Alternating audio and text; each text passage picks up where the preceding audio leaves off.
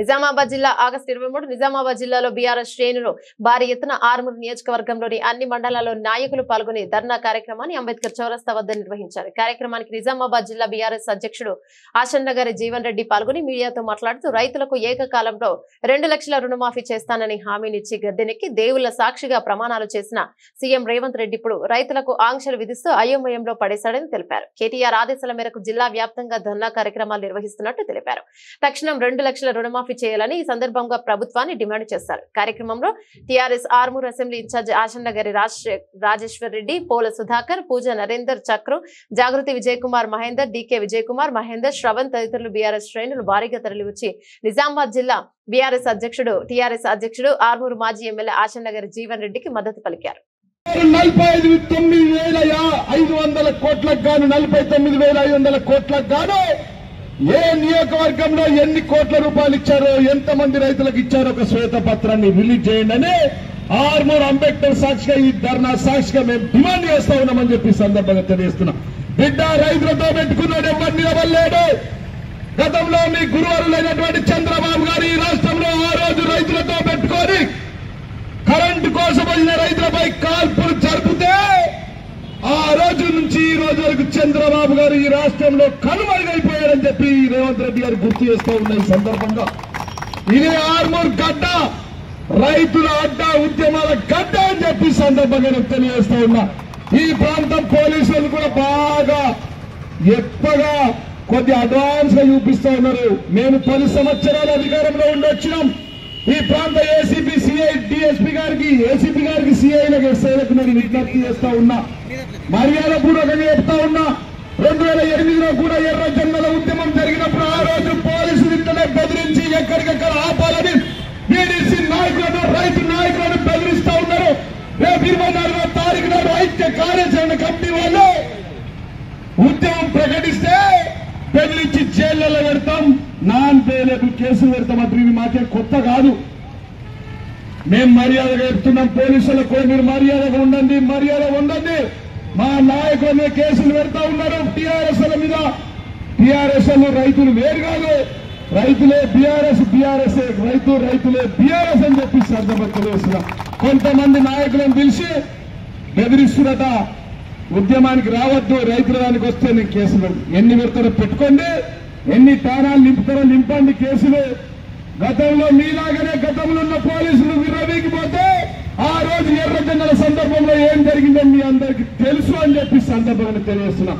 ఆర్మూర్ రైతులకు పోలీసులంటే కానీ వీళ్ళంటే వాళ్ళంటే భయపడే మనుషులు కాదు. ఈ ఉద్యమాల గడ్డ అని చెప్పి సందర్భంగా తెలియజేస్తున్నాం.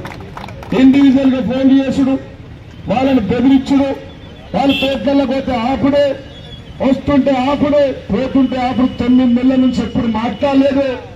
ఈ ప్రాంత పోలీసులు కాదు, నిజామాబాద్ లో మేమందరికి చెప్తాము జిల్లా అధ్యక్షుడిగా, టీఆర్ఎస్ బీఆర్ఎస్ నాయకులపై ఎవరైనా ఎక్కడైనా కేసులు పెడితే అన్ని కూడా రెడ్ బుక్ లో ఎంట్రీ అవుతాయి.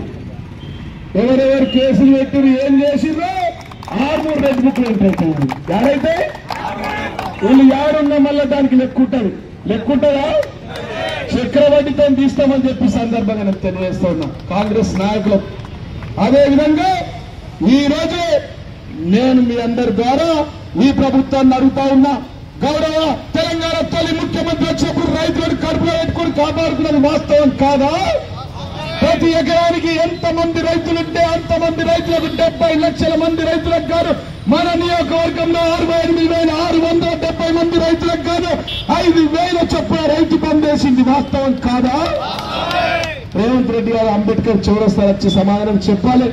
24 గంటల కరెంట్ ఇచ్చింది వాస్తవం కాదా?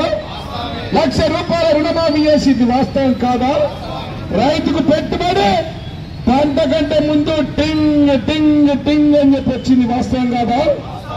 ఇప్పుడే టంగ్ టంగ్ టంగ్ అని చెప్పి పోలీసుల సౌండ్ వస్తున్నాయి. రైతులకు కాంగ్రెస్ రావాలి, మార్పు కావాలి. వచ్చిందా మార్పు? పోలీసులలో వచ్చిందా మార్పు? సిఐలనే కొంటుంది. ఇక్కడ కాంగ్రెస్ ఒకళ్ళు లంచం తీసుకొని ఒక సిఐని వస్తుందని చెప్పాడు, చెప్పలేడా? పాపం ఉన్న సిఐ మంచోడని చెప్పి ఇక్కడ ఎంత డిమాండ్ చేస్తే ఆయననే ఉంచాడు మళ్ళా. అంతేనా? 18 లక్షలకు పోస్టింగ్లు, ఆర్మూర్లో ఇళ్ల నంబర్లు ఇచ్చుడు, ప్రతి ఒక్కరి దగ్గర వసూళ్ళు. కాంగ్రెస్ రావాలి. ఇదే ఇవాళ రైతులకు వచ్చిందా మాట? వచ్చిందారా లేదా? రుణమాఫీ అయిందా? డిసెంబర్ 9వ తారీఖు నుంచి ఆగస్టు 15వ తారీఖు వరకు మొగులకు ముఖం పెట్టి చూపుతున్నాయి. ఇవాళ వచ్చే రేపు వచ్చే కాకెత్కపోయింది రుణమాఫీ. అంతేనా? వచ్చిందా? ఆశపడి అత్యాశపోయి పాపం భార్య పేరు మీద లోను, భర్త పేరు మీద లోను, అమ్మ పేరు మీద లోను, బిడ్డ పేరు మీద లోన్ తీసుకున్నది వాస్తవం కాదా? వాస్తవమా కాదా? మరి నేను ఎక్కడో చెప్తా ఉన్నా మీ అందరికి ఈ సందర్భంగా. ఇవాళ సాక్షిగా సమ్మక్క సారమ్మ సాక్షిగా 1000 స్తంభాల గుడి సాక్షిగా 15 ఆగస్టు లోపల తెలంగాణ రైతాంగానికి 2 లక్షల రూపాయల రుణమాఫీ చేసి తీరుతా. జోగులాంబ సాక్షిగా మాట ఇస్తున్నా 15 ఆగస్టు లోపల 2 లక్షల రూపాయల రుణమాఫీ చేసి తీరుతా. 7 పాయల దుర్గమ్మ సాక్షిగా నేను మాట ఇస్తున్నా 15 ఆగస్టు లోపల ప్రతి రైతుకు 2 లక్షల రూపాయల లోపల రుణమాఫీ చేసే బాధ్యత బాసర సరస్వతి మందిరం మీద వద్దే చెప్తున్నా. 15 ఆగస్టు లోపల రైతాంగానికి 2 లక్షల రూపాయల రుణమాఫీ చేసి ప్రభుత్వం కొమరవెల్లి మల్లన్న సాక్షిగా 15 ఆగస్టు లోపల ఈ రాష్ట్రంలో ఉన్న రైతులకందరికీ 2 లక్షల రూపాయల రుణమాఫీ చేసి ఈ తెలంగాణ రైతాంగాన్ని ఆదుకునే బాధ్యత నాది. జూబ్లీస్ లో ఉన్న పెద్దమ్మ సాక్షిగా నేను మీకు మాటిస్తున్నా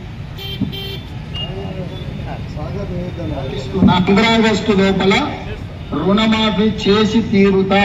కొత్త గడ్డ మీద నుంచి మాట ఇస్తున్నా. గురుమూర్తి స్వామి సాక్షిగా 15 ఆగస్టు లోపల 2 లక్షల రూపాయల రైతు రుణమాఫీ చేసి నా పాలమూరు మిక్కల రుణం తీసుకుంటా. ఆర్మూరు సుత్తలగుట్ట సాక్షిగా 15 ఆగస్టు లోపల 2